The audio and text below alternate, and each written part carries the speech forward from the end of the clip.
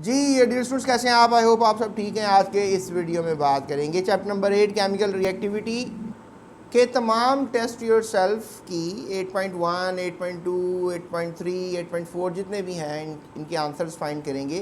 तो वीडियो के एंड तक रहें। अगर आप चाहते हैं कि आपके बोर्ड के शॉर्ट के क्वेश्चन अच्छे हो जाएं तो stay up with GS academy YouTube channel. और अभी हम बात करते हैं इनके आंसर्स की। स्टूडेंट्स अगर पहले सवाल की तरफ चलें तो पहला सवाल ये किया जा रहा है, what type of elements are metals, के जो मेटल्स होते हैं वो किस टाइप के एलिमेंट्स होते हैं। या तो इसमें जवाब ये है कि मेटल्स आर इलेक्ट्रोपॉजिटिव एलिमेंट्स। जो मेटल्स होते हैं वो इलेक्ट्रॉन देने वाली स्पीशीज़ होते हैं and have a great tendency to lose electrons, so therefore these forms cations easily. और ये ऐसे एलिमेंट्स होते हैं जो कैटायंस जो हैं वो ईजिली बना लेते हैं।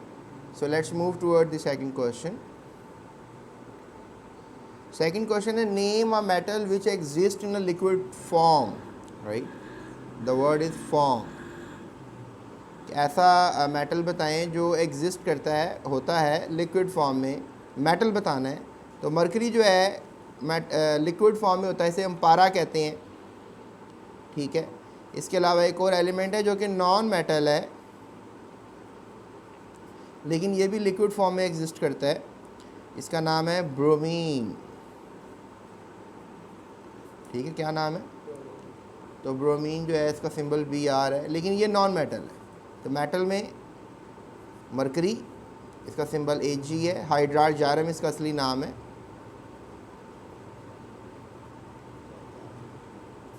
तो याद रखिएगा ये लिक्विड होता है, ठीक है। मेटल्स बहुत से हैं, 80% मेटल्स हैं पीरियोडिक टेबल में, लेकिन जो हाइड्राल जारम है वो क्या होता है? लिक्विड होता है। मरकरी लिक्विड होता है। बाकी जो ब्रोमीन है वो क्या होता है? वो नॉन मेटल है। और ये भी क्या होता है? लिक्विड होता है। उसके बाद तीसरा सवाल किया जा रहा है, what is the nature of metal oxide. Metal oxide की नेचर क्या होती है? मेटल ऑक्साइड होती है कि अगर आप मेटल को जो है लेंगे तो उसकी नेचर आपने बतानी। Metal oxide usually basic in nature. जो मेटल ऑक्साइड होती है वो यूजुअली क्या होती है? बेसिक इन नेचर होती है। जैसे लेट्स से दैट कि आप मेटल ऑक्साइड को जो है वो, ये इक्वेशन गलत लिखी हुई है। अगर आप मेटल ऑक्साइड को let's say that sodium oxide है, अगर आप पानी में इसको लेकर जाएंगे तो आपको पता है कि पानी में जो है वो हाइड्रोक्सी आयंस होते हैं और हाइड्रोजन आयंस होते हैं, और then there is oxygen as well over here. तो 2 मोल सोडियम हाइड्रोक्साइड आपको बनता हुआ नज़र आएगा। तो यहाँ से क्या साबित हुआ कि जो मेटालिक ऑक्साइड है वो जब पानी के साथ मिलती है तो वो OH को अपने साथ जोड़ लेती है और वो क्या बना लेती है? बेस बना लेती है। तो ये जो H+ है ये भी आप कह लो कि इस ऑक्सीजन के साथ मिलके OH बन जाता है। तो सोडियम 2 है तो 2 सोडियम 2 OH, तो that makes a balance equation. तो जब भी मेटालिक ऑक्साइड जो है वो पानी से मिलती है तो उसने क्या बना दी? बेस बना दी। अगर नॉन मेटालिक ऑक्साइड हम पानी में डाल देते, लेट्स से दैट कोई नॉन मेटालिक ऑक्साइड सोच लें आप, सल्फरस ऑक्साइड, अगर उसको आप पानी में डालेंगे तो ये बनाएगी एसिड, जैसे H2SO3 कह लो, या फिर आप इसको जो है SO4 कह लो, H2SO4। तो आप देखो नॉन मेटालिक ऑक्साइड थी, जब वो पानी में गई तो उसने एसिड बना दिया, सल्फरस एसिड या सल्फ्यूरिक एसिड। और जब मेटालिक ऑक्साइड पानी में गई तो उसने बेस बना दी, सोडियम हाइड्रो ऑक्साइड। हम कास्टिक सोडा भी जो है आम जुबान में कहते हैं, कास्टिक सोडा।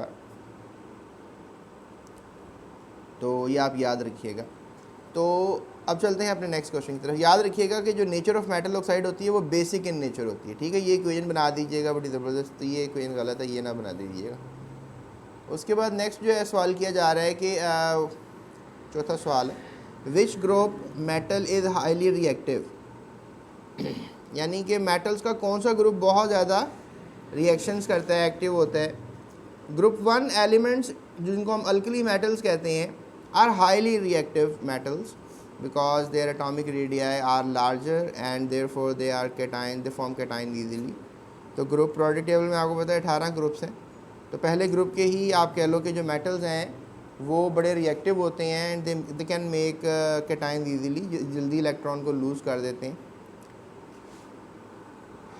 तो इसलिए आप इनको कह सकते हो कि पहले ग्रुप के जो एलिमेंट्स हैं वो क्या हैं, बहुत ज़्यादा रिएक्टिव हैं। उसके बाद हम चलते हैं अगले सवाल पर। Why sodium metal is more reactive than magnesium. ठीक है, दो एलिमेंट्स हैं सोडियम और मैग्नीशियम। सोडियम ज़्यादा रिएक्टिव है, मैग्नीशियम जो है वो कंपैरेटिवली ज़्यादा रिएक्टिव नहीं है, क्योंकि सोडियम का साइज़ बड़ा है, ठीक है, और मैग्नीशियम का साइज़ जो है वो छोटा है। सबसे बड़ा रीज़न ये है, जो बड़ा एटम होगा वो ज़्यादा रिएक्टिव होगा और जो छोटा एटम होगा वो कम रिएक्टिव होगा। सो मैग्नीशियम का एटॉमिक नंबर 12 है, इसका एटॉमिक नंबर 11 है, तो 11 पहले आएगा, 12 बाद में आएगा।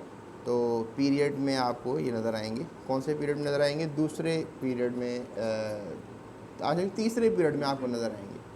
तो sodium, magnesium, aluminium, silicon, phosphorus, sulphur, chlorine, argon, ये सारे एलिमेंट्स होंगे और ये सेकंड पीरियड के एलिमेंट्स होंगे, सॉरी थर्ड पीरियड के एलिमेंट्स होंगे। सो आगे चलते हैं हम। Name the metal which can be cut with a knife. एक ऐसा मेटल बताएं जो आप छुरी से काट सकते हैं। तो सोडियम चूँकि बहुत सॉफ्ट मेटल है तो आप उसको छुरी से काट सकते हैं। उसके बाद नेक्स्ट क्वेश्चन है, name the best ductile and malleable metal. ऐसा जिसको तारों में और शीटों में बड़ी आसानी से कन्वर्ट किया जा सकता है। तो ये आपको पता नहीं होगा, that is gold. Basically gold का सिंबल जो है वो AU होता है, ऑरम इसका नाम है। तो ऑरम जो है कह लें कि इसको तारों में और शीट्स में, यानी मेलेबिलिटी और डक्टिलिटी इसकी बड़ी अच्छी है। उसके बाद नेक्स्ट क्वेश्चन है, name the metal which is poorest conductor of heat. ऐसा मेटल बताएं जो कि हीट का पुअर कंडक्टर है। तो lead is the poorest conductor of heat, lead, PB को हम जो है वो प्लम्बम कहते हैं। तो प्लम्बम जो है बेसिकली इसको लेड भी कहा जाता है, LEAD, लेड, और इसीलिए प्लम्बर का लफ्ज़ भी प्लम्बम से है। ये पुराने ज़माने में नलके वगैरह के पाइप बनाने का काम लेते थे। अब तो प्लास्टिक की ग्रीन पाइप्स आते हैं ना, तो पहले ये वाला लेड के पाइप्स होते थे और ये पुअर कंडक्टर ऑफ हीट होता था, यानी कि जो बाहर की हीट होती थी वो अंदर पानी को तक टच नहीं करती थी और पानी अंदर से ठंडा रहता था। तो पाइपिंग के थ्रू अब तो पानी माशाल्लाह काफ़ी गर्म आता है और आपको गर्मियों में नहाने का मज़ा भी आता होगा। एक बच्चे ने कहा था कि गर्मियों में दुआ की थी कि या अल्लाह पानी ठंडा भेज दे टंकी से, तो फिर उसकी दुआ जो है वो जनवरी में, दिसंबर में कबूल हो गई थी, टंकी से पानी ठंडा आ गया था। उसके बाद स्टूडेंट चलते हैं अगले सवाल की तरफ। What do you mean by malleable and ductile. Malleable और डक्टाइल का क्या मतलब होता है। मेलेबल का मतलब बताया आपको कि इसका मतलब है कि इसको शीटों में कन्वर्ट किया जा सकता है हैमरिंग के बाद, यानी हथौड़ियाँ मार मार के आप शीटें बना सकते हैं धात की। और डक्टाइल का मतलब होता है कि इसको तारों में कन्वर्ट किया है, ड्रॉन इनटू वायर्स। तो अब डक्टाइल में हमने किसका नाम लिया था, गोल्ड का, और मेलेबल में भी गोल्ड ही था। यानी गोल्ड की शीटें और तारें ज़बरदस्त तरीके से बनाई जा सकती हैं, लेकिन गोल्ड महंगा भी होता है, तो सब तो पहले पैसे खर्च करने पैणगे फिर मिलेगा ये मेटल। और आप मुझे बता सकते हैं कि गोल्ड से भी कोई महंगा मेटल होता है, वो कौन सा होता है, बता सकते हैं जी। Platinum, PT, platinum. उसके बाद स्टूडेंट्स नेक्स्ट क्वेश्चन किया जा रहा है, why alkali metals are more reactive. यानी जो पहले ग्रुप के एलिमेंट्स हैं वो ज़्यादा रिएक्टिव हैं देन दी अल्कलाइन अर्थ मेटल, जो दूसरे ग्रुप के एलिमेंट्स। पहला ग्रुप अल्कली मेटल, दूसरा ग्रुप अल्कलाइन अर्थ मेटल्स।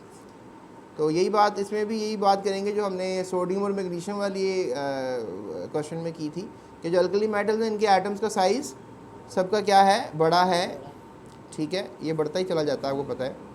और जो दूसरे ग्रुप के एलिमेंट्स हैं उनका साइज़ कंपैरेटिवली जो है वो इन पहले ग्रुप के एलिमेंट से छोटा है।